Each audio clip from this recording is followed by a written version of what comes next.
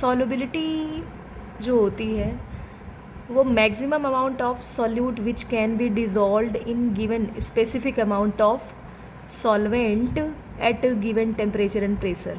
तो अगर यहाँ पे हम बात कर रहे हैं solubility of solid in liquid, solid की लिक्विड में सॉल्युबिलिटी की, तो every solid does not dissolve in given liquid, her solid तो नहीं डिजॉल्व होता ना।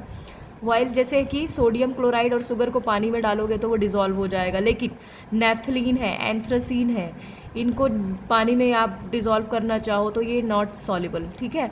नेफ्थलीन है, एंथ्रासीन फिर कहाँ सॉल्युबल होंगे, बेंजीन होगा, बेंजीन में हो जाएंगे। क्यों ऐसा क्यों होता है? क्योंकि जो नेफ्थलीन और एंथ्रासीन है वो कैसे हैं, नॉन पोलर इन नेचर। जितने भी ऑर्गेनिक कंपाउंड होते हैं वो नॉन पोलर नेचर के होते हैं, जबकि जो आयनिक कंपाउंड है जैसे शुगर और NaCl एंड शुगर ऑल्सो, ये जो है आयनाइज हो जाते हैं वाटर में, इसलिए ये सॉल्युबल है। तो जो आयनिक होते हैं उनको हम पोलर बोलते हैं, जो नॉन आयनिक हैं वो नॉन पोलर हैं। तो पोलर सॉल्यूट जो है वो पोलर में ही डिज़ोल्व होगा, और जो नॉन पोलर है सॉल्यूट वो नॉन पोलर में ही डिज़ोल्व होगा। इसी चीज़ को लिखा हुआ है NCERT में, लाइक डिज़ोल्व लाइक।